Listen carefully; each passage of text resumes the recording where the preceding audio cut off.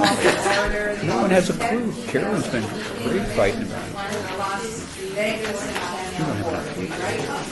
got something. No, phone. Are we okay? Yep. Okay. And Alan Feldman's on the phone, everybody. So if we ask for a vote, please just speak up about Mr. Feldman for us. Are we in compliance with the open meeting law? Yes, ma'am. Everything's working? Everything's working. And elections not. Thank you very much. Public comment during this portion of the agenda must be limited to matters on the agenda for action that wish to be heard. Please give your name for the record and come up to the table, and the amount of discussion as well as the amount of time any single speaker is allowed in. So anybody want to come up under this portion? This is probably the appropriate place for me, just to simply for transparency. I serve as a volunteer for the Springs Reserve as well as the lobby team. You're just everywhere, aren't you? Yeah, all over the It's place. your day job. Yeah. And we are. Any conflict there? Volunteer? When we get down to the actual items, we'll be available. Thank you very much. All right, so I'm going to close this portion of the public hearing, and we'll go on to agenda item 4. May I have approval of the minutes of the April 27, 2014? Second. Was it 2014 or 15. 2015? Is that right, 14? 2015. All right. So there's a motion and a second. All in favor, say aye. Aye. Aye. Oh, good. Yeah. I can hear you. I've been on so many of these conference calls and nobody even cares to ask. And here's Mr. Cashman too. This is wonderful. We're just really strong. It must be a very important meeting. So Mr. Cashman, Alan Feldman's on here. Wow. Hi, Alan. Well, Excuse me, Bill. Will we do a roll call? please do roll call. It was perfect. We waited. And Councilman Barlow is here, so just breathe for a second. Okay, go for it. Chair Goodman. Yes. Now you are. Okay. Chair Goodman. Where are you at? Here? Yes, here. Councilman Marlowe. Here, present. Member Feldman. He's here. Commissioner Feldman. Hello, Alan. Commissioner Brown. Present. Commissioner Pike. Here. Commissioner Holton. Commissioner Bryan. Commissioner Coyle. Present. Commissioner Blumberg. Roland Cotter. Hugh Sinek representing Mr. Roland Cotter in the LVCVA. Commissioner Arnold. Here. Commissioner Cashman. Thank you very much. Okay, so we are rewarding for the minutes. So we did that. We're on to agenda item 5. We have a report by Joe Williams, City of Las Vegas Finance Department regarding the Commission for Las Vegas Centennial budget for the fiscal year 2015-16. Please. Mayor, Commissioners, I passed out in front of you is a summary of the activity for the year ending June 30th, 2015, and a proposed budget. We had a total of $1,951,739 in revenue. Of that, $1,930,000 was the license plate revenues.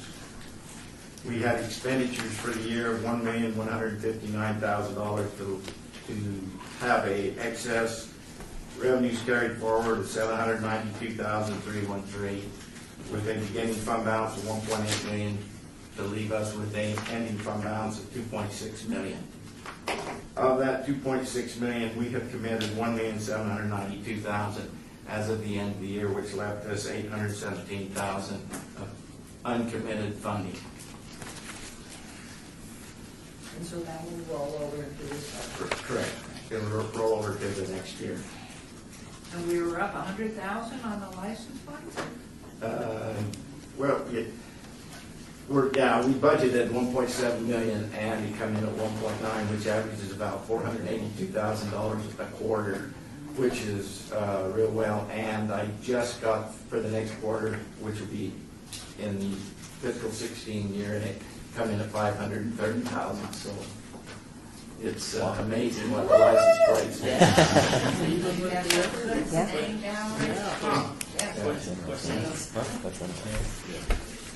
And I'm pretty sure this question has been answered before or asked before. What is it about the Centennial plate that continues to really excite individuals to get the plate, you know, It's the welcome to Las Vegas night. Everybody Yeah. loves it. And we were lucky enough to put that on the license plate, and that's what everybody wants. Is that license, that welcome to Las They love Vegas that. night. Yeah. And another factor, Yeah. people are now, how many years? And yeah, 10 years. They're used to just automatically paying that extra 35, so Yeah. it's like sustaining membership at CNBR. It just automatically comes out and you're, so it's those two factors. They repeat. Isn't that number? The renewals. Yeah, just Where did Which the will include idea the come new. from? Yeah. Came the from idea- Luis Held? that was Leadership Las Vegas. That was Louise. Luis. And to pick that sign, no, Louise's, not yours, Louise's, to pick the sign as what the brown. Yeah. So any questions for Joe? Wait, let's, Oh, we're not done. Okay, the last column is a proposed budget for fiscal year ending June 30th of 16. I put down 1.8 million for license plates revenues. We made more than that this year, but I thought it'd be conservative, it'd be on the conservative side, so I put 1.8. If it comes in more, it's just our benefit. We have projected expenditures of 2.6 million. Of the 2.6 million, you can see 1.7 million is carryover of projects that were approved by you in the prior year. So that means we have an increase of about 835,000. Most of that is the 330,000 that was expended for this year for the Eldorado, and an increase of 132,000 of additional costs for the parade, to bring the parade from 100,000 to 155,000, and some incidental accounting costs and administrative costs. So on the budget, like I said, most of the expenditures are carried forward. If you're going to make any changes to the budget or approve it, basically you're going to approve the new projected ones for the Eldorado, and the main ones, the Eldorado and the parade, which we expended most of them in the prior year. Well, if you're looking forward on the projection, we do have Eldorado on our agenda. Is it better for us to wait till after that discussion to approve this? Sure. Yes, yeah. Louise was just saying. Well, it's just the budget, I don't know, in prior years, we've never approved the budget. They've approved the budget, part of the budget's already approved from prior years. It's just the change for the new, basically you'd have to approve the change for the additional expenditures, which basically is the Eldorado and the parade, are basically close to 500,000 of the change for of the new project. I'm sorry, the basic question is these two things are on our agenda to discuss and vote on. Right, if they're not approved, that money just rolls back into the budget. Well, Or into the rolls fund out of the balance. budget, It but- rolls into the fund balance. If you- So Yeah. are we accepting or approving this? You're just accepting his report. Okay, we're not approving this budget. Correct, that's what I was saying. Yeah, just accepting his report. But if I read this right, we'll still have almost $1 million. Then at the end, we'll have $1.8 million in fund balance. You put the reserve and the ending fund balance together, even if we do fund the. Right. Just in reading the statute, just kind of was just this morning, is there any way that we would be able to take the statute? It has 3 or 4 categories that list how the money should be spent: historic preservation, education, celebration, and to see for the past decade how close we have parsed this money out. Is it all for a celebration? Is most of it for parties, or how much goes to education? I mean, some of it has to sort of look and decide, is the parade a celebration or education? Probably more of a celebration, but some education. But it'd just be nice to see how we have spent the money for the last decade. Well, I know in the last 4 years in my office, to my knowledge, there's not been a long-range plan for the you. funding of this, which maybe Hear, hear. that would fit into the revealing now, because this looks substantive and ongoing, that we put in place maybe a 5 and a 10-year plan, of which that would become a major piece. I think that's a brilliant So idea. a 5 and a 10-year plan meaning we only accept so many applications based on if it was a celebration, and if we went over that percent, then we wouldn't accept applications? My sense is, what is the purpose of the fund? What is the purpose of the Centennial Commission and its funding that's obviously ongoing and continue to come in? And then how is it, if it is to be divided into different allocations, to look at that piece and by percentage, so much must be spent on so much annually, and what we're trying to do with this fund going forward. I love that idea. So that when we committee are gone from here, the purpose of what this commission's doing continues. Yeah, I'm not suggesting if there are 4 categories, everyone gets 25%. It just may not be a realistic, but it would just be nice to see how we have spent, and then maybe we can have a discussion that says, you know what, let's spend a little bit more on education, or a little more on historic preservation, sort of bring celebration down or bring celebration up. I just, not saying everything has to be perfectly equal, but just nice to get a sense of how we spend the money. What I think is that, however it turns out, I would like to see it done with intent and with strategy behind it, so that it's not just haphazard, and because we have a lot of money, Yeah. and it'd be great to know that we have, what we have to show for it, and what we would like to have to show for it. It would be nice if we had that information in advance so we could think about it rather than a stall and Right. a report. So if we could get that tonight, it'd be great. You have this meeting quick, and Yeah. So you want a list of the expenditures we've done by project for the last 10 years, or what? By project, Or do you just want by- and/or if we could just have some sort of, this one, the e-education, and A then... vague notion. Categories. Yeah. Well, and that's, Some is going to be a bit subjective, where you got to play some, because Eldorado is both educational, celebration, and historic preservation, but I'd say 75% is celebration. So some sort of And then with asterisk you're excellent, going to staff perhaps to come up with a skeleton of a short-range and long-range plan, so we can mull that over, make some decisions, and if push came to shove, we'd be able to say this falls in those categories, but I think that's something we really need to undertake. I Even don't if- know if we need a motion to do that. No, just not staff director. Right. Could we possibly maybe have some kind of a charrette or some kind of a planning meeting where we would talk about what we might want to see in 5 to 10 years? Or is there an appetite for that? That's a great idea, and perhaps if we get a skeleton that can come out early, and then hopefully one of the meetings will be, if we could have, do the first part of the meeting with the public piece, and then of course public, because it's open meeting, but going into that discussion is the second part. So if we could have that skeleton for the next meeting in advance, that we would sort of feed back and forth to you as to what those categories would be beyond celebration and history. But, and education. I think you also have to, don't forget to include the money that's the 75,000 that goes over to historic preservation.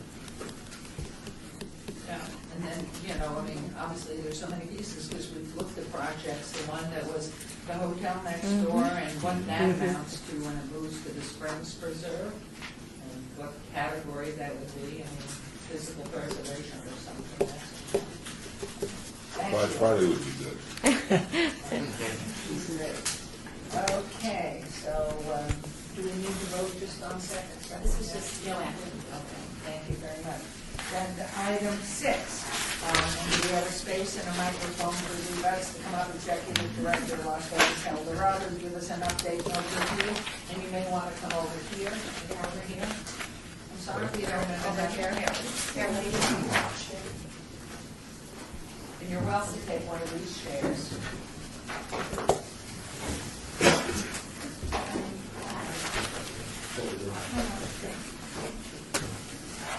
Thank you, America. Lee Butts,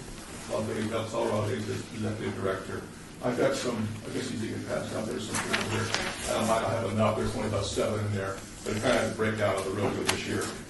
As it says in there, PRC rodeo, we were met with, back again at Centennial Park. We were met with 2 days of inclement weather there. The first night was kind of raining on us, second night was a little bit cold. Our Saturday was a great day, our Sunday turned out to be a good day too. This year we moved our local rodeo to Sunday, which is usually on a Saturday, and really well accepted there, and everybody loved it. We had a great turnout. If you see in that paper, I did a breakdown of the attendance. You'll see in the first 2 days was very low on attendance. Our total attendance was 351. For Thursday, for Friday was 766.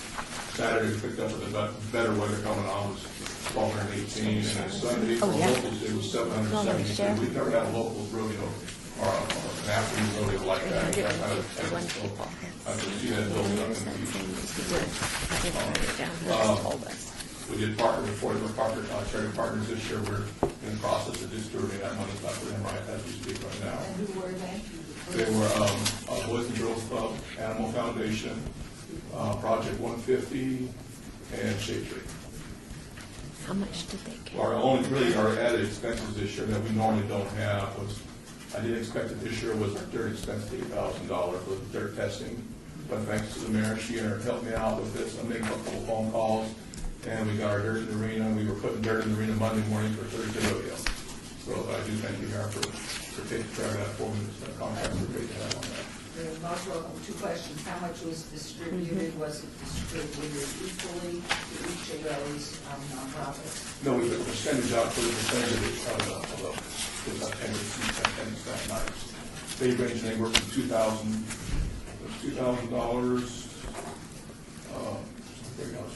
for Boys and Girls Club. It was $3,000 for Animal Foundation, $5,000 for the Shade Tree, and $2,000 for Project 150. Because I know this was a point of discussion last year, which we'll get to. The other piece, have you spoken to the Earth people again in advance for next year? If this goes forward, if there is a next year? Our dirt is still on property. Yes, I have been with Scott Carter on that, and we're in contract with that right now. The dirt hasn't on property yet, so we're maintaining that there as long as those long right will stay there with it. We want to transport it and test it. We want to test it this year. All right. Please go ahead.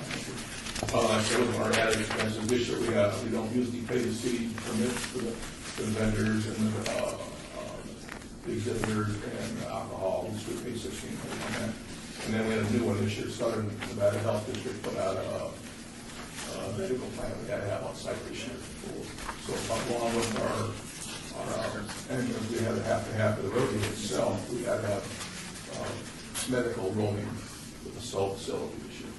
So that was an added expense this year. You never had that before? No, that's brand new, and they really didn't know what that was about. They sent me a letter said I was exempt on it, but I still had to have it. So you know, that's one of the things we had to do this year. Kind of capping it all off, I feel we got a great product. Our rodeo is probably one of the best around, I think, for a smaller rodeo. We've got the top-notch stock contractor with Todd Ross or Flying U. You won't find a better contractor than that. And with our announcer, boy, Hillis, on horseback, so we've got a really good announcer on that. So it's just we control the weather out in our atmosphere. I think we're pretty good, but that's something we don't get a chance to do. There's a budget on my income side and my expense side. Things I think you have a question on that. We can go down to, I'm sure you all know what those numbers. The bottom line is $60,000 profit on that next year. That was the first. You lost money year before, right? Mm-hmm. Yes. Well, we got it was 30,000 last year. We did 30,000 last year. We've cut a lot of corners this year on stuff. You know, and as hard as the dirt sucks, the soil turned out pretty good in the expense side on there. So, we did pretty good there. And, you know, biggest thing hurt us again was our resident ticket sales. I projected 68,000, Yeah. but 50,000. Absolutely. 51,000. How early can we hope is to try to avoid that every weekend? We are kind of set with the PRC rodeo, what PRC can do right now. We're set with our dates right now. And plus it's right around 15th of May, which is not good. Is that for the road or the parade? Because there's two line items in the new budget. The one for the parade is 155, and the one for the rodeo is All right, 330. any questions, please? Yeah, I'm confused. I thought we were gonna get a report on, This was just his report for this year's event. We've got the request for next year's coming up. no, I thought we were gonna get a report on how the Elks and this whole thing was going to not come, we're not gonna be spending $330,000 or $500,000 every year on it. Whatever happened to that report? I think they'll come You're in. going to hear that in a Yeah, minute. but they'll come in on this next. They'll come at the same time as making a presentation asking for money, they're gonna tell us they don't need the money. They're going to give you a plan.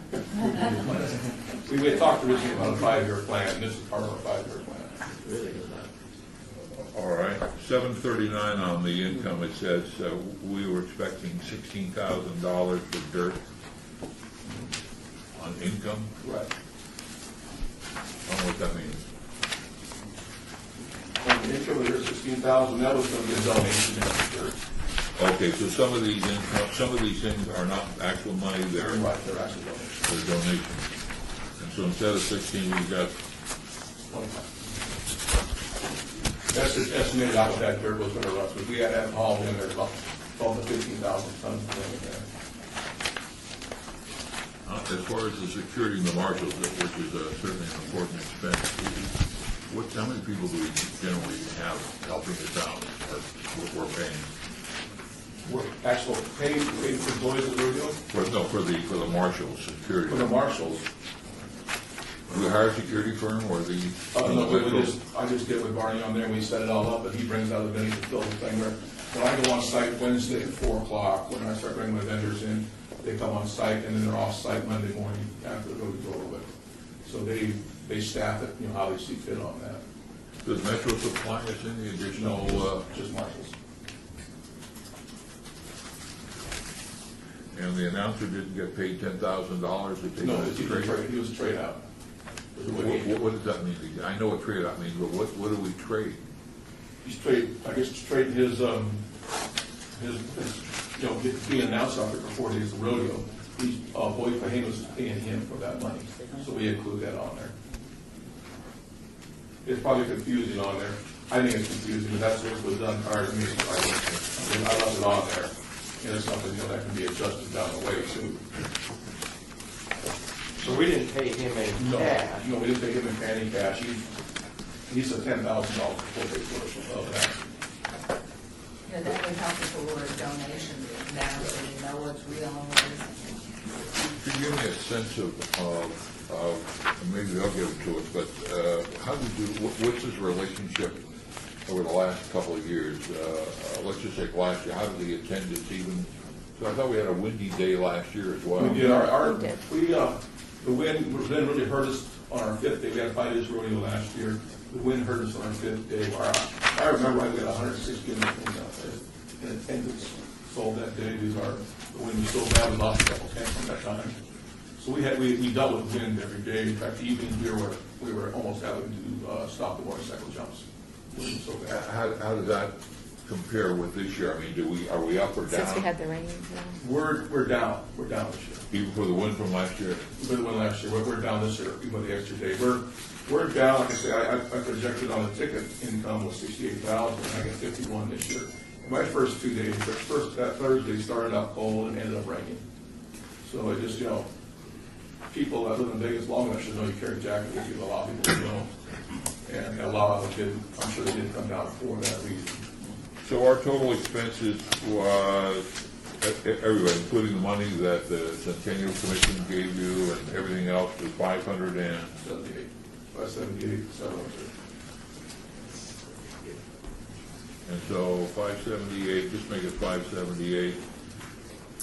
That was the income. And the total attendance? That's right. By how many? Income was 18? 518. The And the- expense was 518. 518. And the total attendance altogether Total attendance will be at 3107? 3107. plus 461? But the second night were there, the total attendance? the total attendance was 3,107. I guess the number I was going at was, what's our average? Cost per yeah, person. Per person. $10. How much? 10. That's what they charge. 10. Average per person. But it costs us, but the cost of 578,000 divided by 3107. I'm talking about their numbers. I haven't Yeah. done our numbers. Oh. Yeah, our you number's wanna- How much did we give 186. you last year? This is 10. I was running. Yeah. We gave you 300, so. Exactly. That's an average, let's say 3,100 and the 300,000 Silly. is $100 a person? 186. Is that Sorry. an No, equitable no, number to because anything? that just seems, yeah, makes it seem even more strange. Wondering whether it's a good investment from if there's a great investment point of view. I think you'll see in the next presentation that we got some of the stuff that we're, our parking was a big thing this year. People were careful with parking, plus we double rock and roll along the way down there too. So we did have other things that did come into the factories on our spending level there. Thank you. Any other questions at this point? We're going to go on item 6 and 7. I believe we'll also have I think on the budget, the one, since we're just looking at this report, I had one question, and that was on the bottom line of the P&L, that it indicates there was a profit Yes. of $60,000.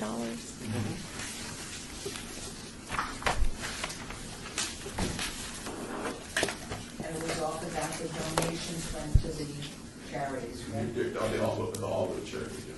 But that was 12,000 that No, went but to the they'll charities. be distributed through the years. But that was 12,000, and there was a profit of 60,000. Where does the other money go? Huh? That's a profit up to go to the charities. And where does that go? All the charities, yeah. But there's $12,000 that went to the charities. That came out of that too. So there's more money that went to charities There's more besides money that will be on the 12,000? charity throughout the year. So if that's- All that money comes out and will be spent throughout the year between different charities. Let me just say it another way. We already gave them 12,000. We had 4 charities. 4? Four charities, yes. 4. Those Those actually, 4. and then there's one more we did people's autism, 15,000, or 1,500 we just did. 1,500 we just did legislatively, so. So how much money have we given so far? So far, we've given what? 15. Yeah. 28,000? That's up to 2,800 right now. 2,800. Are you, I'm a little, Yeah, Totally I'm confused. Is that reflected in this particular It's not budget? reflected in here. So none of the There's no donations are reflected? Out of here at all, no. So all 60,000 are going to go to charities. And how do you decide which charities? You just, I mean, is it, and how do you decide when? Well, we like to take that membership at the meetings, they'll put names of different charities on the floor of the lodge, and then we'll go to these charities. Some charities we normally take care of anyway every year, some of our schools, some of our baseball games, football games, it all depends who sends in letters for us. And it'll be used up probably within a few months. Well, It won't go very far. here's a question that I'm going to be a former U.S. Senator for a second. And I think he'll be here.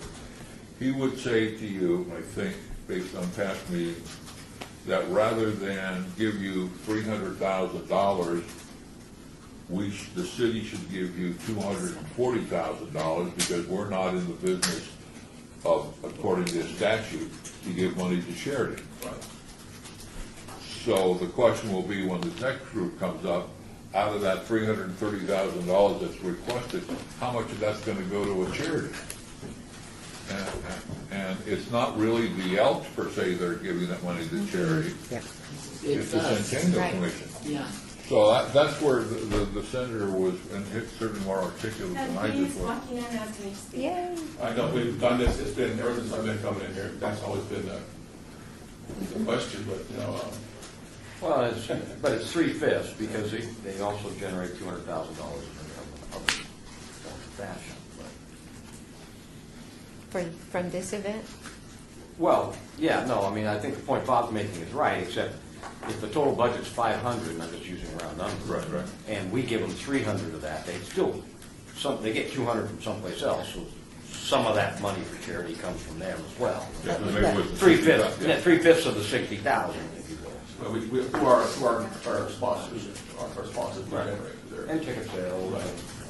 I almost think we ought to get in the other conversation so we can. Yes. I've got This a is a number good of one. feelings and comments, but I think I need to hear what And they're. I just to add to Lee's report, I'm just going to pass this around, but this shows you what kind of media that we get from the El Dorado. So Purdue and Marion, they do a great job at collecting all of our media for us and making sure we're up at 4:30 in the morning so we guys can be in the news. So this is a great compilation of all of the media that we got over for the event. Okay, so we'll just move on from this. This is again a little. Do you need one? I've got two for some reason. Oh, My sure. secretary report. Thank you. Agenda item It has everything on it. seven. Here we have, Some of your grant assistants, I request. love that. I don't know how, I don't know why I got We have a grant to. request Pick them in up, the Kim. amount of $330,000 by Bill Marion to have El Dorado Advisory Committee for the production of the 2016 El Dorado Rodeo. So, well, are we going to pull you another chair? We do have that chair. The two of you go together if you want to grab the chair. And because those of you so if you are on permanent access, you are. Yes, for the record, Bill Marion, 455 Shadows Parkway, on behalf of the Colorado Rodeo. Madam Chairman, members of the Commission, thank you. Just want to, do I have a? I'm it. Okay. I'm your Sorry. All right.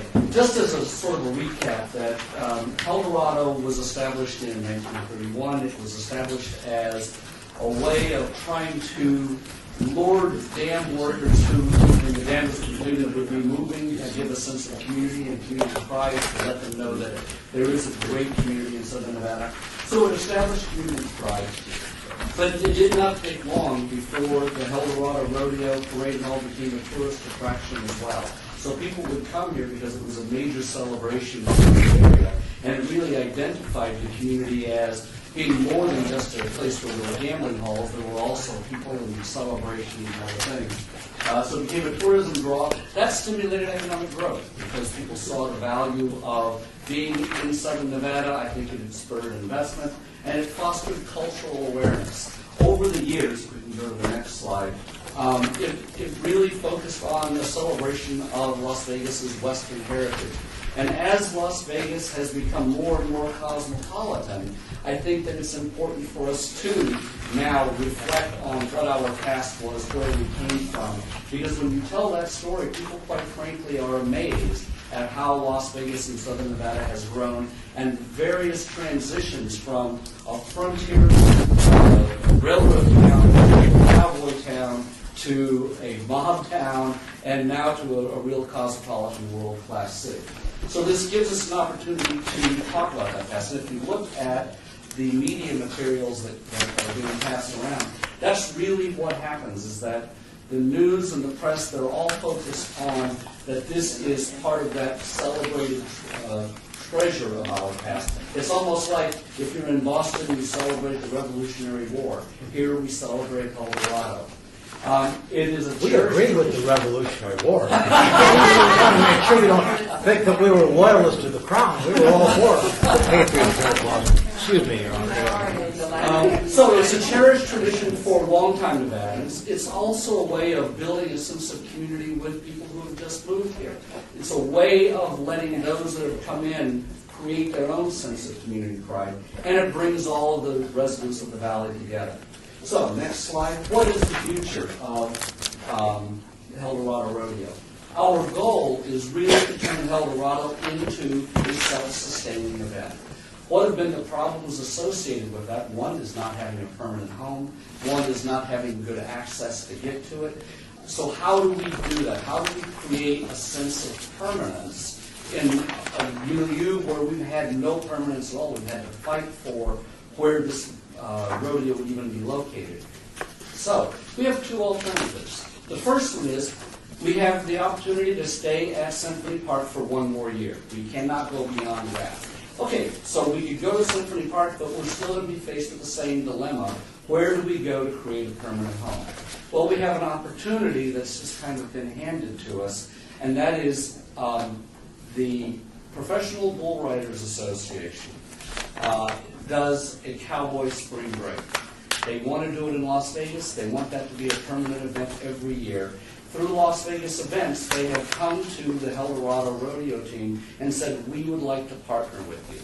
And we would like to do a weekend where the afternoon will be the Professional Bull Riders Association and a big PBR event. The evening will be the El Dorado Rodeo. You would buy one ticket per day. So it's not that you're going to buy a ticket for PBR and then buy a ticket for El Dorado. You're going to buy a ticket for Friday. You're going to buy a ticket for Saturday. You get all of the events that happen on that day. And in return, the El Dorado Rodeo will receive 25% of the proceeds. What do we get? First of all, we're going to move it up earlier. Moving it up earlier helps in a variety of ways. First of all, we've got Rock in Rio, which we know that cut into our demographic for the rodeo. So we move it a couple of weeks earlier, which actually makes it closer to Las Vegas's birthday, which brings the connection of the historical with the birth of Las Vegas and the historical evolution of Las Vegas together more tightly. But secondly, it also means we're not going to be in conflict with competing events that are meant to draw large crowds. And when I say that it's about the demographic for the rodeo is similar to Rock in Rio, I'll just point out that with demographics, 9.4 million people have attended they attended the National Finals Rodeo. There's a 14 million fan base who watch PRCA Rodeo on television. The breakdown, 49% male, 51% female attendees of PRCA events. The age group, and this is the astounding part, more millennials are going to rodeo. So the 18 to 34 age group, 35% of the attendees are in that age group. 61% are in the 25 to 54 age group. These are people who travel. These are people who 51% of PRCA attendees have been in a gaming casino. So this is something that will not only spur local interest, but we think will attract national interest as well. And the goal would be that with the attendance that PBR and El Dorado will earn, that we will then become a sanctioned PRCA event, as well as having the Cowboy Spring Break. So you can see, what will PBR provide? The arena will be set for PBR standards, so it will be a world-class rodeo arena as well. They'll provide the arena, the VIP suites, the standard event venue, sound system, video board, production manager, marketing, advertising, selling of tickets. All of those things will be handled through PBR. And we know that they want this to be a commercial success for them, as well as an attendee success. It will be televised. And I think that that also allows for the opportunity that the El Dorado Rodeo could grow into being a televised event as well, particularly because of its association with the PBA. If we can go to the next slide. What would we provide? We would do 7 events. It would be the same 7 events: bull riding, bronco riding, bareback bronc riding, calf roping, all of that. We would provide the contestants, the livestock, the prize money, the announcer, a lot of the things that we supply now, but we won't have to deal with the costs of the arena. The LVE, Las Vegas Events, will contribute $50,000, and we need, in order to move forward with the PBR, we need to show that we have $300,000 in financial support to back our portion of this. The goal, I'm convinced, this will make more money for El Dorado than ever before, and its ability to grow and raise additional money is good. We think we can be self-sustaining within 5 years. Have a permanent facility, be self-sustaining, you won't have to see us anymore, and we will still be promoting the history of Las Vegas as part of that, because that's what the El Dorado celebration is all about. We can go to the next slide. So we'll get a 25% percentage of the ticket sales. If this draws what we anticipate that it's going to draw, that's going to be significantly more money than we've earned in ticket sales on our own in the past. We'll be able to sell signage inside the arena. We'll be able to sell sponsorships, as long as those sponsorships aren't in conflict with the sponsorships that professional bull riders will be trying to access. And there is the possibility of national TV, as well as the possibility of being in the PRCA National Series. This is a very exciting prospect. I believe it is worth the investment to see this project go forward to where it could be self-sustaining. It could generate revenue because the association with Cowboy Spring Break is going to bring not just local awareness, but national and international awareness to a project that is just going to explode exponentially. I'm glad to answer any questions that you might have. Does this look to go to the county after The- 1 year? Where here? is it going to be? Yeah, where is The site would be located directly across from Mandalay Bay. So it's got parking behind it. It's a vacant lot now, and there's no prospects in the future for development on that Is site. that south of Sahara? Tad. Just a question. Okay. Yes. Sahara, yeah. And I would, let me address You that. talking about annexation of Well, Bite my tongue If I- straight now. Actually, if I can you go to the third slide? I want to bring this slide up because I understand the interest or potential concern about it not being inside the city limits. But Eldorado was never about a city limit issue. Eldorado was supported by the entire valley. If you look at these, you have floats from the Riviera, from the Sands Hotel, from Desert Inn. You know, this is something that brings the whole valley together. The whole valley identifies itself as Las Vegas. And the history of the evolution of Las Vegas goes well beyond the city boundary. It includes the Las Vegas Strip. It includes Summerlin. It includes the entire scope of the Living valley. downtown Summerlin? In fact, to go that route, today is the day of the conglomerate. Today of the day is the day of stock market trading of all of these units. And MGM owns Mandalay Yes. Ridge Group. So then their proprietary interest in this, and knowing, I don't remember seeing a hotel participation in Eldorado for the past 19 years. Yeah, I mean, I think that's, Bill, I think in essence, I agree with what you're saying. This is really a community-wide, and yes, there's the city limits, but I think we're certainly bigger than that. But one of the reasons that Eldorado disappeared is the Las Vegas Strip says we don't want any part of that, so they stopped putting floats in and all those other things. But we're bigger than that, and we can certainly deal with it. It is a community-wide thing. But I have some concern with the numbers. Starting with the number, Eldorado is 1935. We can argue whether it's 34 or 34. It's 1935 the first one, but that's a whole other issue. The question for the $300,000, how much money is going to be raised along with our $300,000 that will be given to charity? What's the charity budget in that? You know, that's not a question that I can answer. That's a stipulation that you as a commission can put on that, but that's not a question that I can personally answer. I don't know if you want to answer that.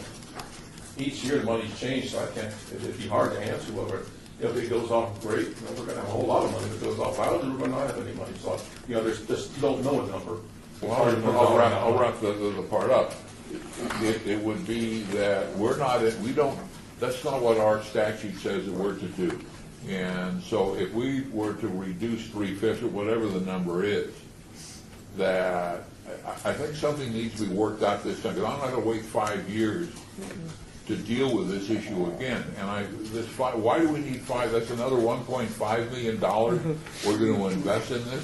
My sense is that we're going to be coming back to you with less and less every year to get to that 5-year mark. Because if this raises the kind of revenue that we think it has the potential to raise, part of that will be banked for the future years, so we won't need to be coming back to you. Basically, the $300,000 is proof that we've got the financial resources at our hand to partner with the PBR, and then we look at how the attendance and revenue generation occurs in this first part. I'm with you on that. I understand the front money. How much we get this? We give you this year?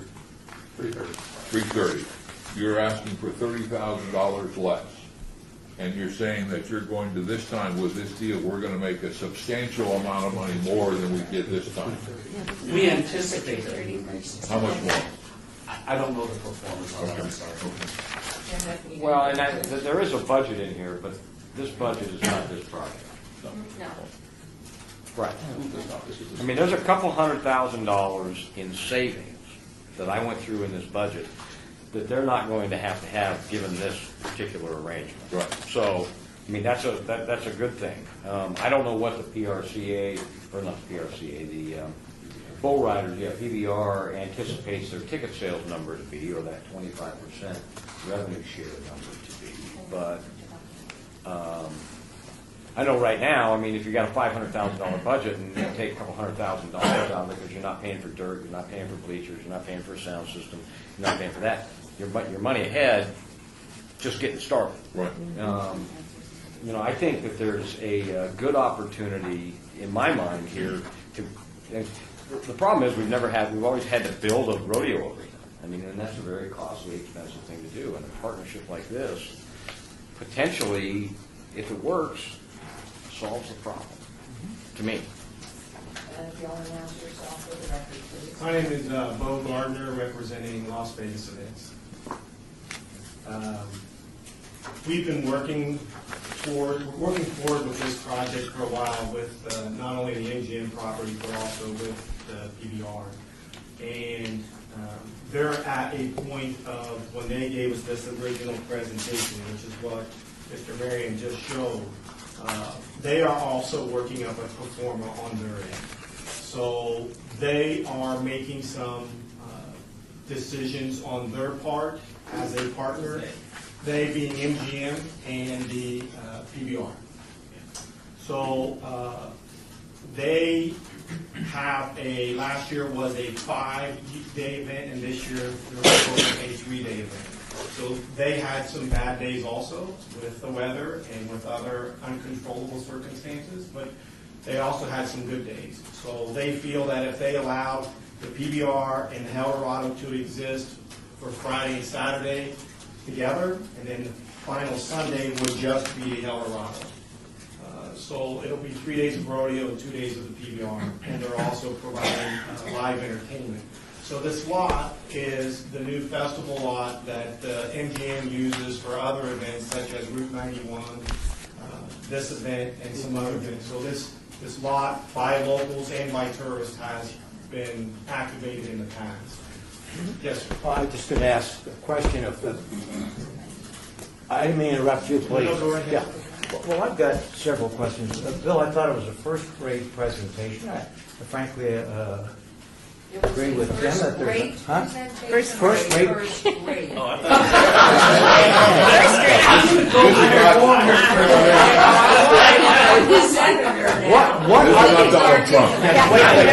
Bill, Senator, the mayor and I both heard the same thing. first rate, the way British determined, the size of their ships. First rate. Top, the biggest, okay? Thank you. Thank you for that clarification, Mayor. Bill, it is an exciting thing that you bring forward, like a lot of us. I have a long time, history as someone who's lived in the community, and Tim speaks well of this. How much did you request last year? 300,000, 330,000? 330. And that's what you're asking for this year, it looks like. We're asking for it, yes, sir. So the same amount. How many people attended the rodeo last year, all total? 3,107. 3,100. 3,107. How many? 3,100. 3,100. We used to get 6,000 to 7,000 a night. So I guess what I'm trying to get my arms around, 3,100 doesn't seem like many people for a $300,000, $330,000 investment. So that's a little bit of my skepticism about it. But I do think that there's a potential with what you're talking about.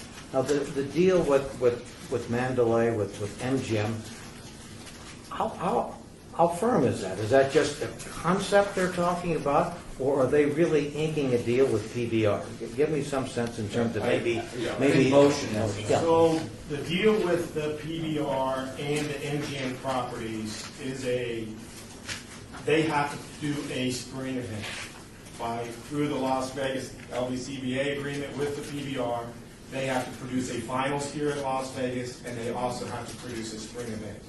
So the spring event has been in existence. Okay. This is the first opportunity with this new festival lot. Yeah. This will be the second year to try to. Yeah, I mean, I like the concept. At this point, I think what you're telling me is that we don't have a deal signed, sealed, and delivered. Well, we have some logistics to work out before we do I understand. I understand. I just want to make sure. I don't mean to be the guy that's trying to No, there sink are this no thing, deals. but there's no deal right now. There is a verbal right now, sir, to move Yeah. forward. Yeah. So, At what point in time will you have firmed up that indeed PBR is going to do this with, the MGM, and a deal that I presume that the Eldorado would have to have with PBR, consistent with what Bill was explaining? And I would say that I think that they're probably also looking to us to see where is our commitment before they make their commitment, so that those happen simultaneously. So it's who goes out first? And I would ask too, and that is just for 1 year at this point, because we only have our location for this year. And you're talking about a 5-year commitment, and how is this commission in that position to be able to do that when we don't have a location here? And then are we supporting a private company with the dollars we're getting from the license plates? Right, well, I would say, first of all, we're only asking for a 1-year commitment now. We have a 5-year plan. But LVE, I'm talking, the Las Vegas events and the MGM is looking to this body to see what it's doing. Correct. But MGM is a for-profit, huge company. As they're taking it over, it's a very different, from my perspective, it's a very different look than what our job is in historical venue, to take dollars and put it predominantly into nonprofits. if I may say something, both of the festival lots that the MGM has partnerships with on the Rock and Rio lot and then this festival lot across from the Luxor. We just did a strategic plan meeting, invited all the hotel properties along. Their goal is to make these 2 lots a citywide event location, not just MGM events.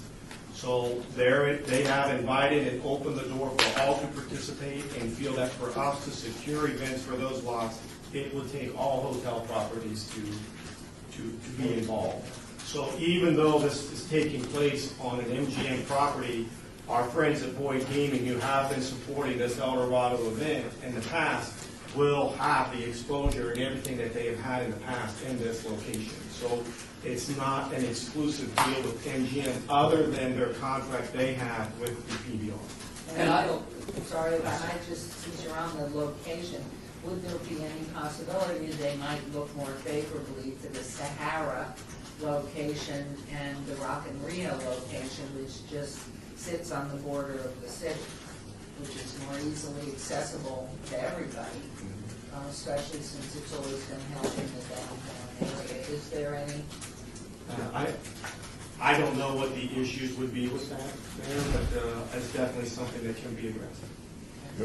I would, to address your other question, the monies that we are asking for are not monies that go to PBR. They're not monies that go to the MGM. They are monies that go to Eldorado for Eldorado's production costs, which those costs would be there regardless of where it would go. The second thing that I might point out too is that I do understand the concern that there were only 3,100 people who attended this last Eldorado. But beyond simply the number of people who attended the rodeo, I would really point to how many people are affected by the fact that the Eldorado is going on. How many people the media reached, how many people recognize that it's a celebration of the city's birth. I mean, this is a birthday party for Las Vegas. And I would keep that in mind, that even if you didn't attend the rodeo, you attended the parade, or you read about it in the paper, or you saw the insert in the RJ, or you saw all of the news stories. And capitalizing on this opportunity will only give us even greater opportunities to spread that message out. I really would consider this as, this is a birthday celebration. We call it Eldorado. I would like to add in here, because I can feel about to say something free. So the question is, right now, and to try to help move us along, because we could be here till 10 tonight. The public may thin out, but I see that we are ready to be here. I have dinner coming. The first thing would be on the table. This looks like fitting into this plan we're going to develop for the next 5 years or 10 years that staff is going to help develop by tomorrow night. That this, what's in front of us at this point to try to make us go forward specifically is the grant request for this coming year, for 2016. And maybe if we direct ourselves to the question of that first, then we can go back to, I mean, I think this is exciting, it's a future, and we see all the lumps and bumps that, you know, we haven't had the hotel support, and we've changed. We're not that small little town anymore with this private ownership of hotels. So, I just want to go back to Jim's question, and that is, Bill, are you asking for 300,000? I'll ask for whatever you'll give us, but a minimum of 300,000. And you're asking for 330,000. I filled the grant out at 330, but if you want me to talk, I will. Those are the same numbers. The 60,000, yes. You're both asking for the Yes, same thing. I think it was this whole side of the If the table, deal yes. goes through, Yes. you're going to be able to reduce your cost. I think, Tim, you figured it out down by 200,000. Well, I mean, that was just Yeah, because Right. of the a guess, I grandstands mean. and. So does that mean you would give this group back 200,000? Because if the deal doesn't go through, you're going to need the full $300,000 to carry it forward. If the deal does go through, you're going to have a net savings of $200,000. What's going to happen to that $200,000 if this deal goes through that you're going to have not have a cost for? I will clarify that. I think I'll try to. The request and the direction I think that Eldorado and Las Vegas Events is looking for today is, will you approve, based on, and we can put all sorts of limitations on it, $300,000, not $330,000, $300,000 for the 2016 Eldorado Rodeo. What we need to know, we need to know if the commission will support it. Depending on then a deal that can be struck between Las Vegas Events and Eldorado and PBR, either we will have that location and we can see, but the grant request is still for $300,000 this year regardless. But Esther, in all due respect, if Tim is right, whether it's 100,000 or 200,000, and this deal goes forward, which I hope it will, it strikes me that in the language that the lawyers would talk, that somehow the applicant is unjustly enriched at our expense. And right now, we've had all of these contingencies out there. I want this project to be successful, but I don't like the open-ended commitment of $300,000 if indeed they're going to get, which I hope they do, get a substantial offset, because it seems to me the city's got a right to expect some of that back. Absolutely, and I don't think anybody here disagrees with that, but I still think there are going to be production costs on that lot that we don't know right now. So even though we don't have the permanent facility, there may be other production costs that are unforeseen right now because it's a whole new ballgame. So I think the direction that we need right now is the funding will be there. We can come back in October. I'm assuming by, I think our next board meeting is October 27th. Come back at that time and say, here's the deal with Las Vegas Events, and this will go forward, or we're back at Symphony Park. And if we're back at Symphony Park, my guess is that's probably going to be the last year of Eldorado because we have no sites there. Even if we had a site and had money to build an arena, who runs an arena 365 days a year? You know, there's so much more going forward with the 5-year plan that it would be great to have this nest egg to build an arena, but then what do you do with that arena? So we either try to get a deal with Las Vegas Events and Eldorado and PBR so that we have a permanent location for Eldorado. And after next year, Las Vegas Events, Pat Christensen has said that money will be weaned off, but until we get this done this year, the request is for $300,000. And it is for the site at I think it's possible. I mean, I think what Esther said and what I heard is to make this deal potentially work, the PBR need to know that the Eldorado Rodeo has the financial wherewithal to pull it off if in fact that happens. So they're asking us today to approve that 300, whether it's for this or that. And as Esther said, from my standpoint, I think it's worth giving a shot to see if we can make this thing sustainable. If we can't, we can't. I mean, it'll die its own death like it's seemingly doing so anyway. And we can come back. We're not going to have to disperse any money. It's really just a bond, if you will. We won't have to disperse any money until our next meeting.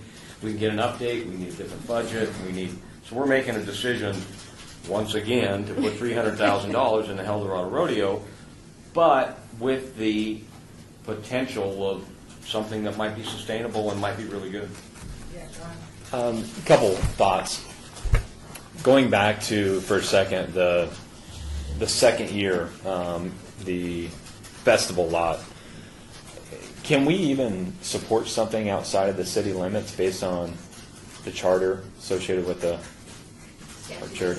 Okay. It only has to do with the county and the Okay. city of Los Then going back to the current request, my biggest challenge, and I've said this now for a couple years, it's per ticket. It's what we're paying per ticket. I mean, it's ridiculous. I don't know how we can sit here and justify it. I still believe in the concept of El Dorado and the idea of us having a homegrown event that we can all get behind. But to continue year after year doing the same thing and having the same result, it's just, it doesn't sit well with me. Question based on that is there a way we can shrink this down? Can we make this year's event a little bit smaller, control the costs a little bit more? Get that $186 per person ticket price down to something that's even remotely reasonable. Is there some way to cut the cost? And then if you guys want to start this new partnership, I'm all for it. If we can figure out a way to make this thing self-sustained, I'm still concerned about a long-term commitment or continuing the $300,000 commitment. But look at it the second year as a new partnership and a new way to grow this, and maybe we can get behind it stronger. But this year, I still don't see how we can justify putting another $300,000 into this. Correct me if I'm wrong, this is for 2016, right?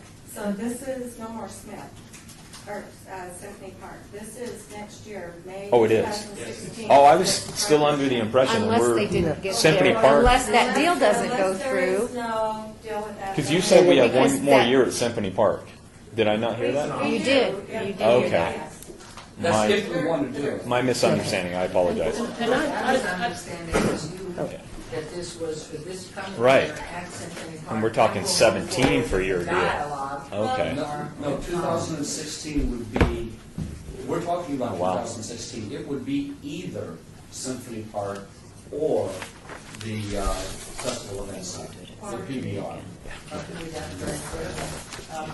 Yeah, a couple things, and Member Arnold, this may address some of those. One of the ways that I see we can cut some of those expenditures immediately is take the net profit and bring it back to the Centennial Commission, or have a request for a more limited amount, taking that amount into effect. I too support El Dorado. I think it's a great thing. I think it's something that this community needs.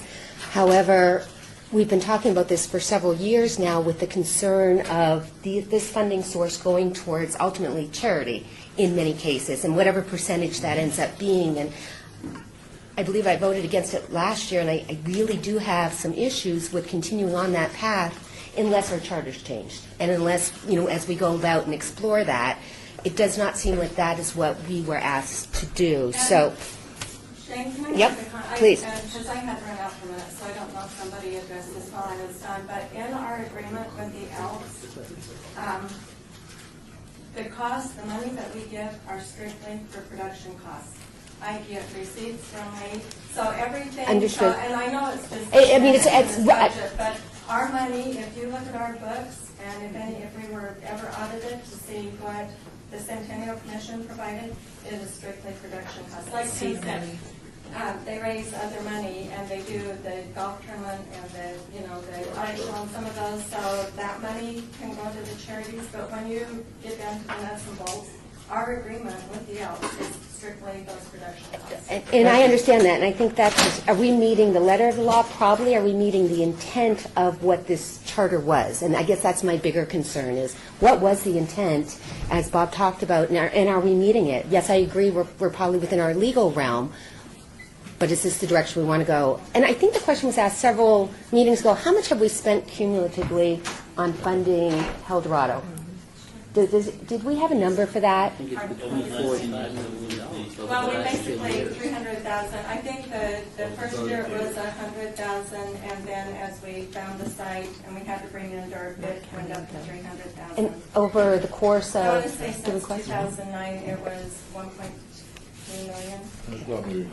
okay, thank you. 8 years would be 2.4. So what would be, I mean, my heart says yes, I want to do this, I really do. I don't want the Elks Lodge, I've been a member for, it's the memory of man runneth not the time, it's a long time. And I don't want any money that the city comes up with to be part of any profit generating in the lodge.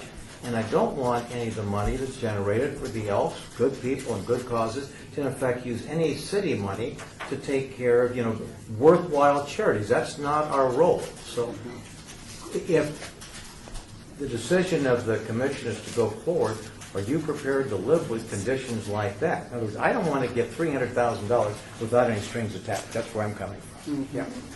Yeah. Mayor? Yes, please. Well, after listening to everybody deliberate here, everything is clear as mud. So, and I gotta be the person that has to write up whatever the commission decides with all these Another contingencies first out grade there. report.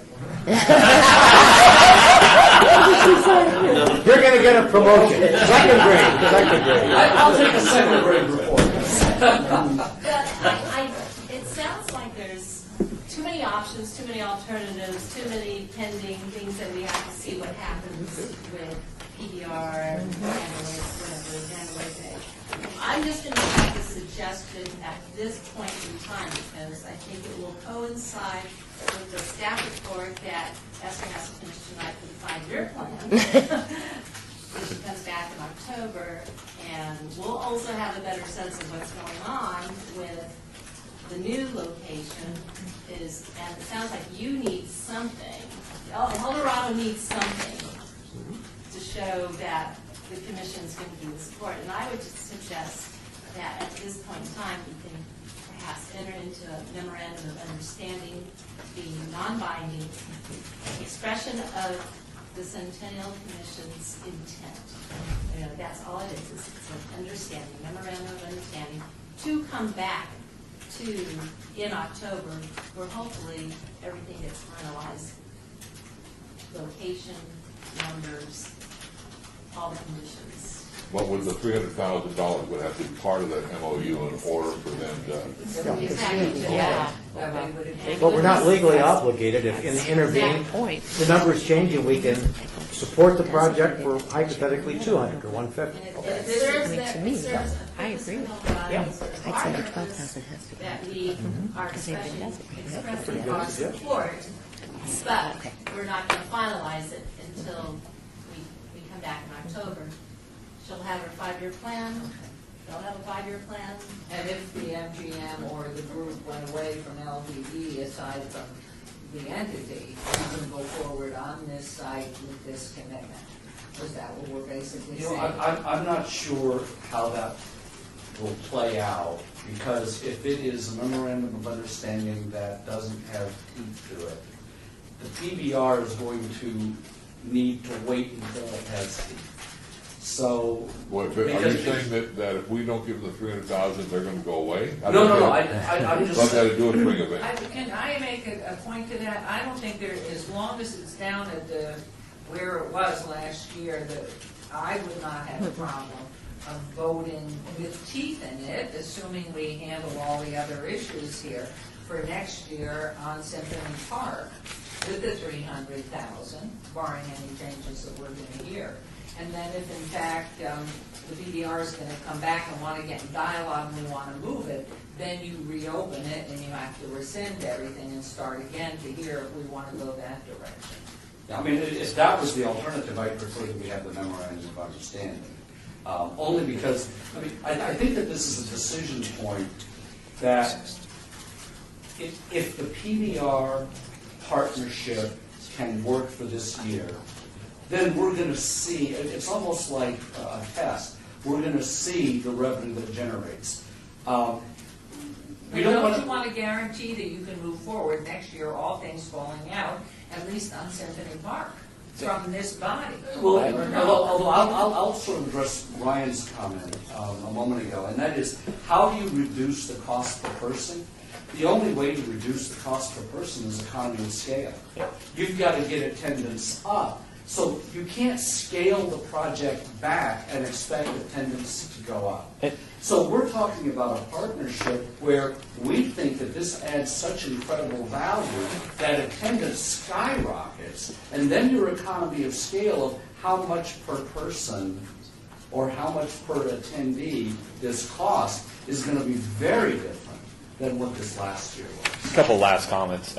You might find my support again in the form of the festival lot only. The Symphony Park, I wish it would stay here in the city limits, but I just don't. I think we're just going to have the same scenario over and over. And what you're describing with the festival lot, yes, we have a chance for a new start, maybe increase in attendance. So I think I could support that, but then it would also have some additions to it where I don't know if it's the full 300. Maybe it is the full 300, but then the years after there is an understanding that this is scaled back significantly. And then one last little thing. I would love to see you guys come maybe a little heavier, and I don't know how that works, but it would Our be goal great is to create this as a signature event for Las Vegas events. And in order to do that, to meet our criteria, it has to include a number of hotel properties, a number of people booking rooms in hotel rooms. We do have a criteria to meet those qualifications. So, but that is our goal, yes, is to make this a signature event. Couple last comments, Mayor. Please. First of all, this is now moving to the county. Has the county commission been approached to help fund any of this $300,000? It's now moved to the county near the Mandalay Bay. So I guess the answer is no, and I would wonder why we haven't done that. Secondly, I really think we do need to give it one more look at the NRS to make sure, in fact, the money is not spent within the city limits. There may be a city, somebody brought that up, or whether we can spend it through the entire valley. I think we've spent some money in the county museum, and I think we spent some money in Blue Diamond, but just one last look to see, because this is a sizable piece of change. And then the other thing is, if the rodeo goes away, that doesn't mean El Dorado is going away. El Dorado is, over the last 80 years, has been many forms, 3 or 4 parades, rodeos, no rodeos, a big exhibit at the Elks Castle Field. So we still have the El Dorado Parade, which we're now looking at another $155,000 we're looking at to spend on that. So El Dorado can be celebrated in many ways, Bill, as you say, with our birthday. And I agree, it is sort of our birthday celebration. But I'd like to know why the county is not kicking in a few dollars. Maybe we haven't asked them. Maybe they're not there yet, and how about LDCVA, if that has any input to it? We seem to be sort of upside down. I mean, in my opinion, we need to have a commitment for this coming year, all things falling out. I don't understand why, if this moves forward, and I certainly hope it might, to the benefit of El Dorado, we can at least have an assurance, so you can move forward, but have an assurance that this commission, barring your comments and what you would see, and if there is a way to cut back on the price, the worst scenario being it ends up in Centennial Park. And is there any way to cut it back? If you cut it back a day, does that kill it? If you do something else, is there any way to reduce it? And you are, I don't know what the palette is here, you would be voting against the $300,000 because it comes to per unit way too high. If we keep it at Symphony Park, I just don't think. So you'd rather kill it altogether? We can't go Symphony Park. Unless they come back with a better option, there is some way to reduce that number. Again, this is the what, third year we've had the same conversation, and Yes. we're finally getting some sort of potential here to expand this, but I see. You want to table this until that conversation takes place? I think that makes My sense. I do too. understanding, I think we your better. conversation can't take place without a commitment of something. Based off the budget numbers we've been provided, the first year, not knowing what the sponsorship ability or the season ticket sales, or until we get that pro forma from the MGM and PBR group, knowing what those ticket sales were last year, what they're projecting again for 2016 for this event, it's just, it's hard, we cannot move forward without $300,000. Well, but let me say, I think there are a couple people that ought to be here at the table. I accept the representations that Bill made. I'd like to see a representative of PBR here. What about a representative from the MGM to express the same level of enthusiasm and advocacy that Bill has presented here? If the appetite is to table this, and seems to me they ought to be here to be supportive of this joint partnership that they're talking about to put this on. I don't want to kill the thing. I'd like to be supportive of it. I'd like to see somebody that's got some skin in the game to be here as well. LV took the responsibility of speaking on their behalf because we want to be the. Well, no disrespect to you all. No disrespect. I mean, but I'd kind of like to hear it in the old proverbial language of the horse's mouth. What is PBR going to do? What's the MGM? And then, MGM's been a great citizen here in the community. Somebody from their organization should be able to be here if the appetite of this commission is to table. That's all I'm saying. Keep in mind, Mr. Luckman, are you still with us? Excuse me. Well, I am, and unfortunately, I'm not qualified to speak to this topic. I'm not familiar with the details. Not qualified to speak, you said. Yes, we're at the Commissioner, I should abstain from thinking about this because it sounds to me as if I have a conflict, whether I think I do or not. I'm looking at our attorney. Well, Mr. Feldman, and being as a representative of the MGM because of all of this. It's interesting because we don't quite have all the information of MGM's involvement as well as PBR's involvement here. As an abundance of caution, I probably tell Member Feldman to abstain if we were to take some action. Las Vegas event. More definitive involvement. What's the $300,000? Why do they need that So the guarantee cost of from? production for this event is $1.7 million. But Of that, the final Sunday would be just the El Dorado event. So if you were to break out those dollars, I believe that the PBR and the MGM properties are giving us a very fair shake.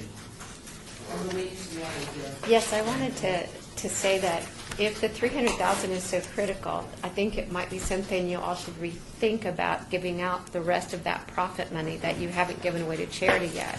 Because if that's going to, if this money is going to be that critical and we're that concerned, why should we be the only ones with skin in the game? It seems like you all should be worried about that too and be wanting to set aside your resources to make this work as well. And then I had another question about the timing. How will that affect the parade? How much earlier is this, Bill? You said it's earlier, but we didn't say when. It's the middle weekend. It's the same weekend, Louise. So They're it's moving PBR to get. It's 5:15 then about. So Helping's comment there, is there room to reduce, as she has just mentioned? And especially with Esther's comment, that the funds are going totally towards structure and building, about the donations to charities that Member Helping mentioned. Can you reduce the 300 or no, or does that not work without? Do you know what might work is, and I understand the stipulation that Senator Bryan is kind of looking at, and that is that if you allocate the 300,000, and then when we come back with an end of project report, and let's say we actually, with revenue received and the 300,000, so let's say we only used 150,000 of that. Well, then you could make a stipulation that either can roll over into the next year, or can be returned, something to that effect. The $300,000 is almost like Senator Bryan said, is a bond that shows that we have the financial resources that if it doesn't make a dime, at least the cost of production is accounted for. And so I think that you can make a stipulation like that, that at the end of the year report, let's look at the balance sheet.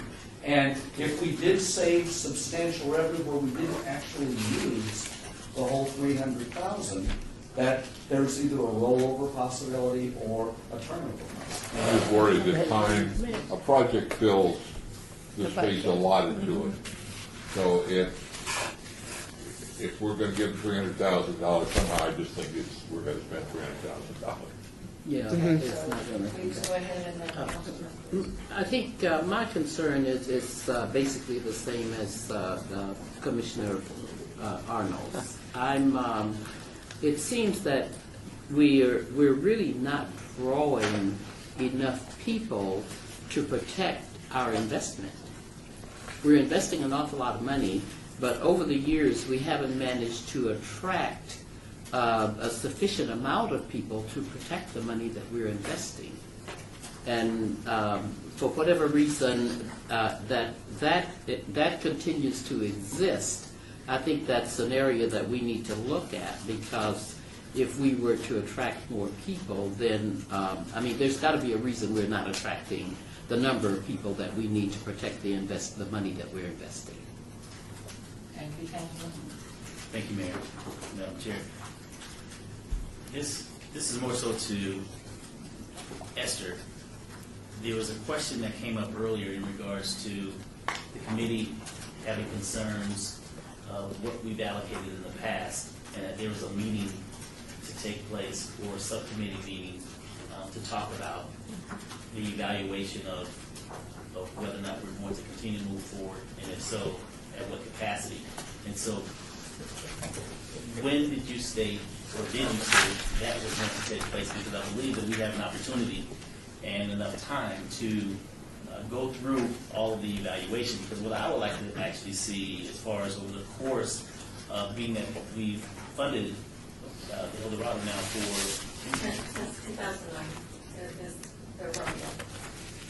2005 was the parade. We brought the parade back in 2005, and then the rodeo in 2009. Okay, so approximately 6 years as far as funding. And so we have at least 5 years of numbers as far as the attendance versus the contribution from the Centennial, in order for us to see it in a spreadsheet form, as far as to look at the curve, right? And so if you can provide that. Yeah, no, close the business tomorrow is fine. Because you have the numbers. And so for that, being able to break that out in a spreadsheet form, as far as for us to look at what the attendance has been for the last 5 years, and give us some form of a pro forma, and so that we can evaluate what we've paid out, right? And then in addition to that, we all can see just in the soft numbers and just the numbers that I've ran, just sitting there listening, is the return on investment, right? But from a fundamental standpoint, and the definition of what the Centennial Board is about, do we really care in regards to the return on investment because of the greater good that the El Dorado brings to the community? So I believe as an organization, as an entity, that's something that we as board members need to define as to whether or not this is something that we fundamentally support, or if we're looking at it from a business standpoint, then we have to basically work it into the pro forma and say, well, how much are we willing to give up in order to, have a smaller return on investment or no return on investment? Because right now it's a loss leader, by, from the business standpoint. And I believe that's where a lot of the conversation has come from, as far as, pulling the numbers together, and they just don't wash. I don't believe anyone in this room would fund at this level to lose at such a great capacity. So to me, it's either we're looking at it from a fundamental standpoint, saying it's for the greater good of the community, regardless of how much money we lose, or we basically look at it from a business approach and say, okay, well, how much are we willing to lose, or how much are we willing to invest in order to get the numbers up, in order to have a profit, and then there becomes another philosophical question, and that is, are we in the business of making money as a board? So there's a lot of questions that we have to answer. I don't believe those, we have to ask, but I don't believe the answers will come necessarily in this meeting. But I truly believe that that's a conversation that needs to be had amongst the board members as to the defining roles and responsibilities of what we as a Centennial board moving forward should have in place, so that these questions, such as what everyone has brought forward, and in particular what Commissioner Arnold has brought forward as well, because it makes sense. But I'm hearing fundamental, and I'm also hearing business. But really, there's a gray area in regards to our approach and where everyone's thought processes are. And the fundamentals you're talking about, we haven't even talked about for the $300,000 that the Las Vegas group is giving. What's this thing going to be called? The Clark County Eldorado? Well, before we go there, let me just finish. Let me finish my thought process. And so just one last note. And going back to the nonprofits, if in fact the Elks contribute thousands of dollars to these nonprofits, then it was brought forward that those monies actually are being contributed on behalf of Centennial. So that's something that we have to define and spell out. And in addition to that, if in fact that's our approach, then we need to vet who these nonprofits are. If they're, and with all due respect, with everything being transparent and on the table, being that this is a public meeting, we need to make sure that if we continue down this road, that they are truly nonprofits and who they are, and if it's nonprofits that we as a committee necessarily would approve of, right? Because the last thing I want is to have a nonprofit that say they are a nonprofit and not have the appropriate credentials in place, to protect the board, and that's more so for you, Terry, from a legal standpoint. And so I just want to make sure that all of those ideas and thoughts were out on the table, because that also needs to be addressed. Because I don't mind giving out to nonprofits, but I like to make sure that this committee is in a safe place, that we vetted those nonprofits and that they do fall within the scope of what we as a board would agree to, versus having a third party arbitrarily select and choose who those nonprofits are, because they could be nonprofits that we necessarily wouldn't approve of as a body. In order to move this along, my thought right now is there's so much gray on the if-come of what's going to happen going forward if it should move somewhere other than where we have it located. The question is, does this commission feel it's worthwhile for one more year, because it's not going to be another year there, to go ahead and commit the 300 or 240, whatever that number is going to be, whatever that number is going to be, committed for one more year. That's the one thing we know of the cost of operating it on Symphony Park. Everything else has to come back to this commission. It's too gray.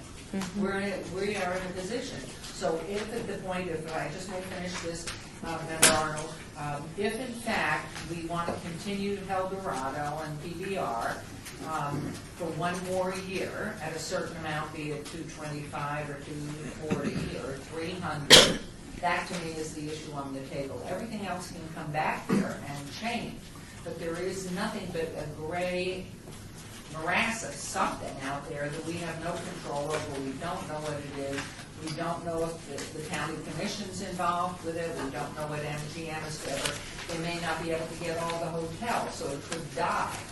So the one thing we're left with, do we want to commit to that amount? And Member Arnold, are you saying, absolutely, I don't want this Eldorado, period, because it doesn't pencil out? That's the main thing. It hasn't been penciling. I'm just one vote, and I feel like I have to.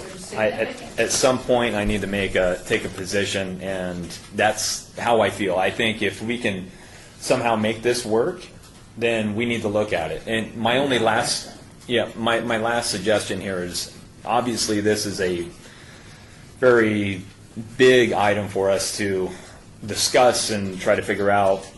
And I hate to volunteer more time out of the board, but maybe we need to look at a special meeting where we can bring in representatives from the different bodies that we've mentioned, have a more meaningful dialogue, understand really how close the deal is or isn't, and then let's make some decisions. Because I think if we hear from, MGM representatives, what is it? PBR. I don't know. Not Pabst Blue Ribbon. Yeah, I know. Why can't I remember that? That sounds good right now.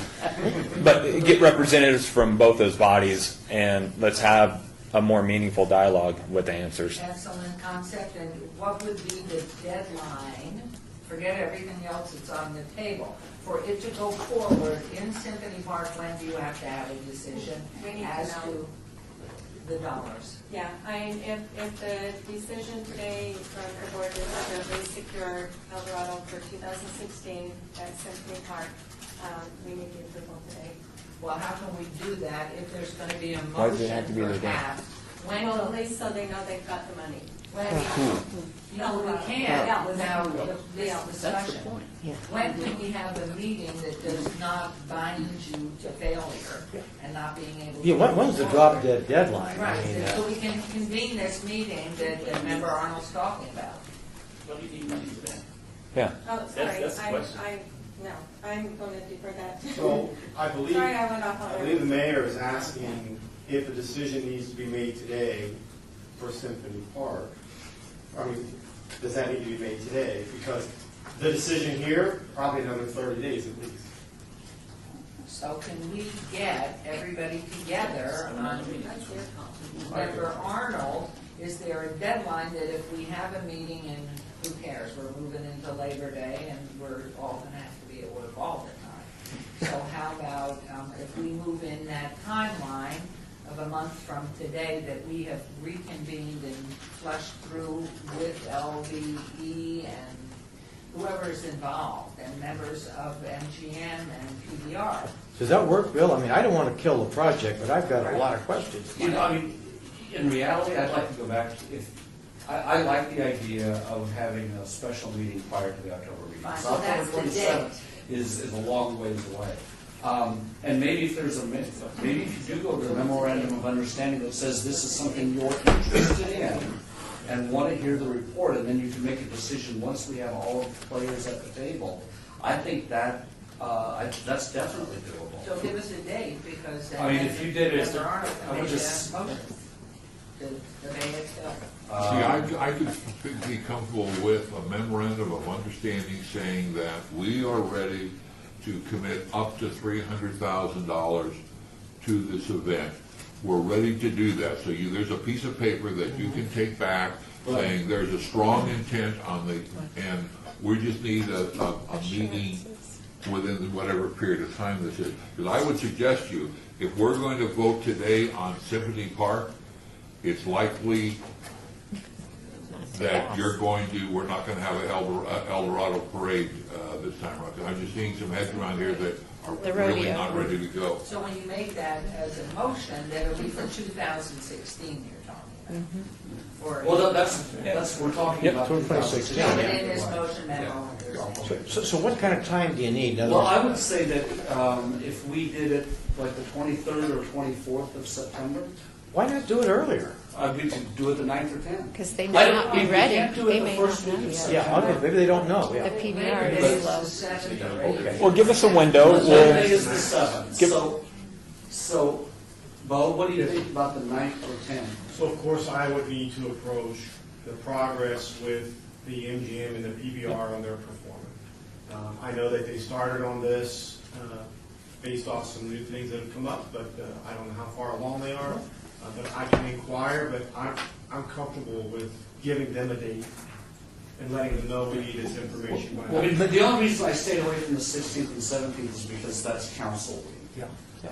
So I was Well, looking but Bill, at- why not allow the mayor and her staff getting this information, say, look, we want to go on record as having a meeting, special meeting in September dedicated to this, and maybe that's the 9th, maybe it's the 13th, and whatever the mayor and her staff indicate. Well, I asked her, because this is her baby, with Terry, to make sure that we can reconvene. Anybody right off the bat knows I ain't going the month of September or something? Is there some time in September that works for your schedule, Your Honor? Well, I'm just saying that we don't want to meet Labor Day weekend. Well, of course. Other than that, if anybody has a problem, and I think too, we run this by at LECBA and Rossi, and any comments there, because the concentration with the Thomas Mack and everything else that's going on. It seems to me this has got to be, in the parlance, which is politically, a come to Jesus meeting, you know, I mean, that's what we used to call it. You know, when the parties are here, I don't want to kill this project, though, but I need some more The week of the information. 7th or the week of the 21st. We'll try to do it the week of the 7th. Which is the 7th, 8th, 9th, 10th, 11th. When's Labor Day? or 10th. Monday, 8th, 9th, 10th, 11th. So Labor Day that is the week after Labor Day. Yeah. Oh, that's- Labor Day is the 7th. Labor Day is the 7th, so it's a four So short 1, 2, 3, week. 4. No, actually 3. There's Yeah, 10. yeah. Wednesday? No, Monday? 10. What's today? What day is it? 7th September. No, but I meant, It is the 10th. so how's that week, that Labor Day? So that was why I chose the 9th or 10th, because that would be the Wednesday or Thursday immediately following Labor Day. And I think we, Let's see if that we might be council the first week. The 8th is council, the 9th would not be. Okay. So let's try to. No, I'm sorry, the 9th would be, the 10th would not be. So Thursday the 10th? Council's the No, 2nd. council is the 2nd and the 6th. Oh, it is the 2nd? Labor Day is the Then the 7th, 9th and 8th, 10th. 9th, and 10th, it's Tuesday, And the Wednesday, 9th. Let's go for the 10th. The How 10th. is the 10th, the Thursday? Now, the comment I would question in making this known, I can't be there the 10th, but we need to set it sometime most people can be there. That's ninth. one person. how about the Can you- following what week? about the 9th? On Tuesday? Yeah, I'm gone too. On the On 9th? the 10th? Yep. How about the The 9th? following Tuesday? Well, but no, this shouldn't be about one person. This should be what works for everybody. I don't have it anymore on my phone, Tuesday so. the 15th? That's fine with me, but We I, probably need again, to come up with 2 or 3 days. We got a whole bunch of other players too that yeah, are gonna- Yeah. sure. So give them some room off the Labor Day week. Yeah, because people but go, "How about you Tuesday pick the it. You pick it based upon what you're hearing from Bo and all the players. Yeah, it is council week, and then we'll. Bill, this is your opportunity to be promoted past the 8th grade. You know? If you put this together, we can They get you in just high keep me school. out of All right, third staff, Ms. Monticello has just advised the staff will try to contact us all, and Bo, and Jim, and any of the players of BBR. The question that I would have, do we need to move into a bigger venue? Because it obviously is a public and open meeting. Once it's agendized and put out in the public, do we need to be in the council chambers, so we can draw a slab of chairs from that? or an arena.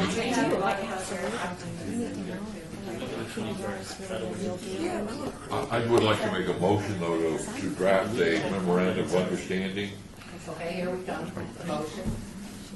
that would show the Las Vegas Centennial Commission's, what would be the strongest language we could give that would give you would feel it would be, they would take it seriously. Certainly supportive and is willing to consider a contribution of up to $300,000. Does that do it for you? Is that enough? Just a letter of intent. Yeah, yeah. That doesn't, Terry's the craftsman here, but I mean, Bill, does that give you guys enough to I have? think that would Yeah. be sufficient, Yeah, yes. that wouldn't commit us, but indicates what Bob is trying to do, and yeah, Right. I'm for that. What's the dollar now? Up to Up to $300,000. $300, yeah. Okay, so that's much. Are you comfortable with that, Bob? Yep. Yeah. Can we have a seconded motion? I'll second that. Okay. We have third also. Okay. I'll withdraw, somebody else wants that. No,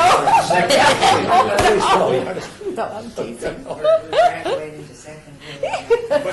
Question on the motion. Yes, please. Not to belabor, but what is the intent of the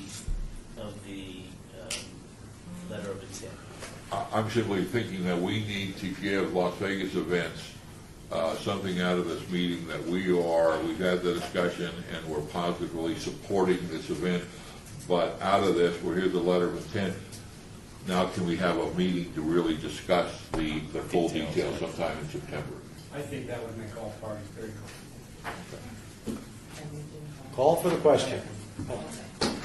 Okay, are you calling for the question? Yes, I am. All in favor, please raise your hand. All right.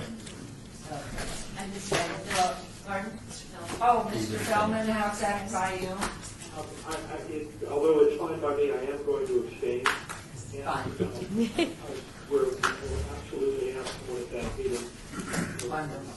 The questions that we And any opposed, everybody raised their hand, so motion carries. Yes. Okay, don't go vote. Because now we move on to agenda item 8. Well, this is my part of the presentation. Thank you very much. You're not excused. I just want to. Thank you very much. Congratulations on your promotion, Bill. Okay, sorry, I got a little distracted there. Colorado Distracting. team, this is not going to die, we're just going to keep going. Okay. Thank you, thank you all our help. Okay, agenda item 8, a request for funding from Esther Carter Ray for the, I want you all to notice that on your agenda, maybe I only have it, for the production of the 2016 Las Vegas Eldorado Parade. Good.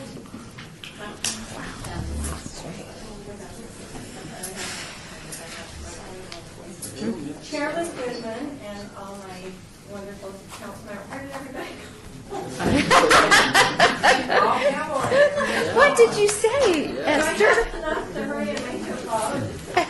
So, after Mayor Goodman's last comment in our last meeting about trying to get more schools involved, I've upped the budget request this year to go out to all of the high schools. I'm actually hoping that I'll have to come back and request more money, because we really want to work with Purdue Marion to put a program together to go out to the schools and get more high school marching bands. One big issue that they have every year, and we've supported that in the past, is they always need transportation to go to different events. So this money will target 2 different programs. One would be to the high school marching bands to give them $1,000 to participate in the Colorado Parade.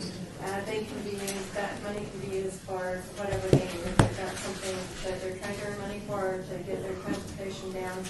And then the other part would be to go to the high school clubs and have them build floats that they can then keep for their homecomings for the next year, or just to create a really cool Colorado Have a competition with trophies. Yeah, a competition will create a traveling trophy and make it really fun for them to participate. So the money is still for the cost for the metro and everything I have to do to close the playground for volunteers, their marketing and advertising to hopefully really get schools.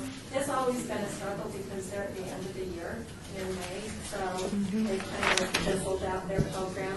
But I talked to a few of them. I actually run down the street with some of the bands last year, asking their directors if that would be something that they would be interested in. And they love the idea. So with your approval, we will go out now. School is starting back, and I want to get this information out there so they can start putting this in their timing calendars. Okay, so in a nutshell, we will repeat it for our Aaron who's left in here, we're in one sentence or two, please. I would like $155,000 to do the Colorado Parade next year, because that is a sustainability event that will always keep Colorado alive in our community.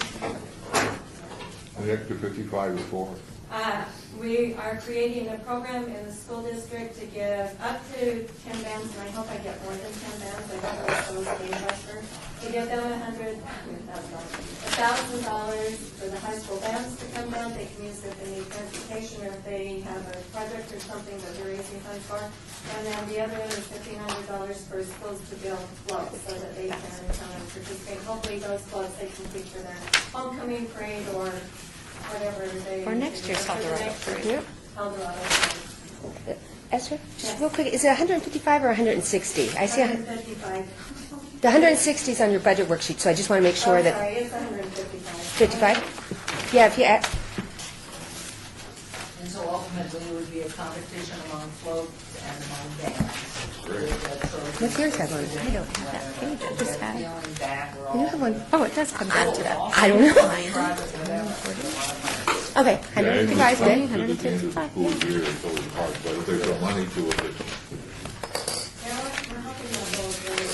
Why do I have 160? Oh, that's really weird. We've had some great floats that we would like to get more bands and more floats.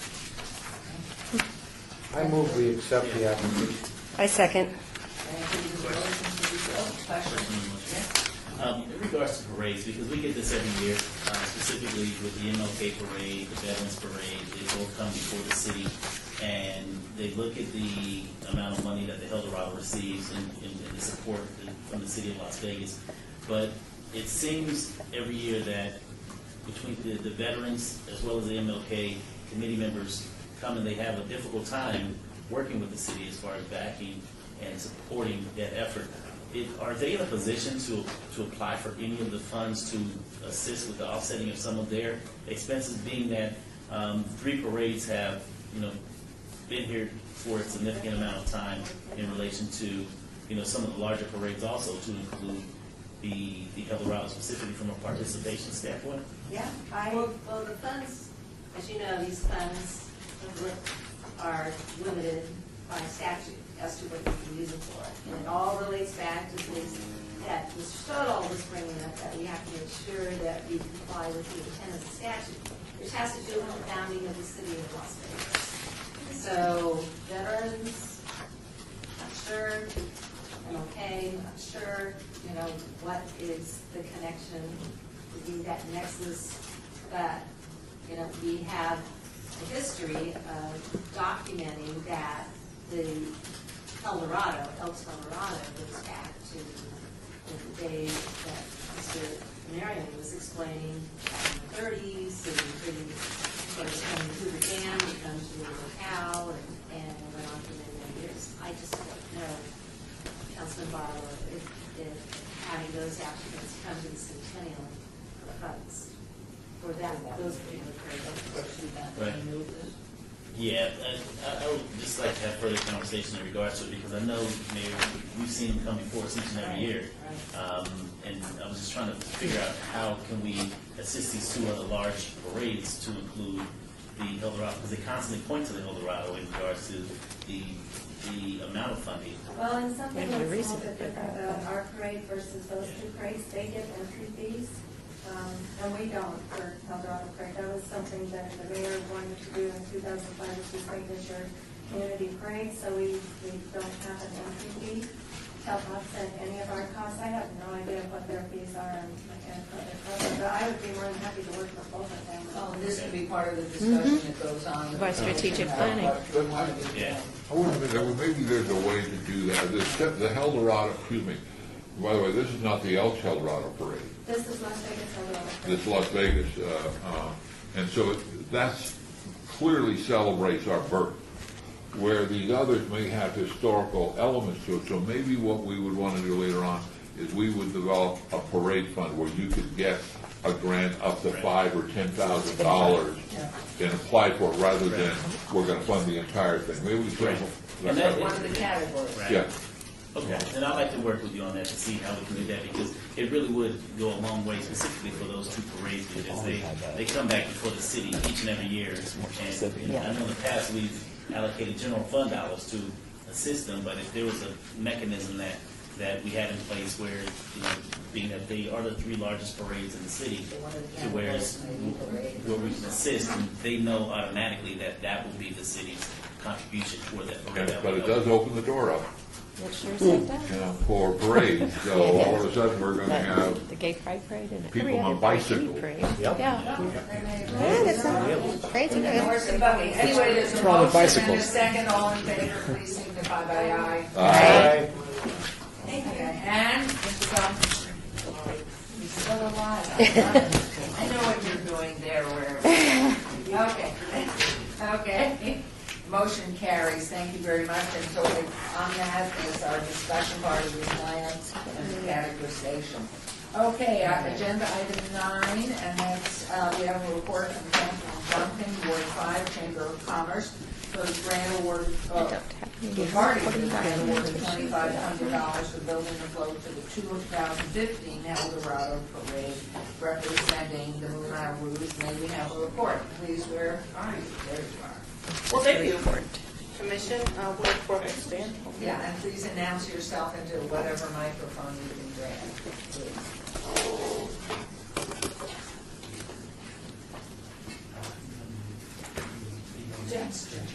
Jeff is here. Oh. We don't know if our computers flash. Please announce yourself and have a seat. Good afternoon, I'm Catherine. I'm gonna have a couple more people with me. They got a computer, they want to flash some stuff on the Okay. screen. I don't know. Computer has to go through Asper. Would you give a picture, Greg, to see if you can get And if you want to bring other people up to the microphone, then they could just pull up a chair and Okay. make sure everybody's Great. announced, so we have Thank it you. to the record. And we have Jeff, you want to introduce? My name is Jeffrey Slario, and I'm a UNLV student, and I was volunteer coordinator for the project. Okay. And he's with an organization called Shine City. Can you tell them a little bit about Shine City? Shine City Project is a UNLV organization, and we do service projects every week, every Friday and Saturday mornings, and we wanted to turn our space from being a Sin City to Shine City, so that's why we call it Shine City Project. You'll have a lot of support out of Sun City. You're really involved in promoting that, so wonderful. You may have a seat, please.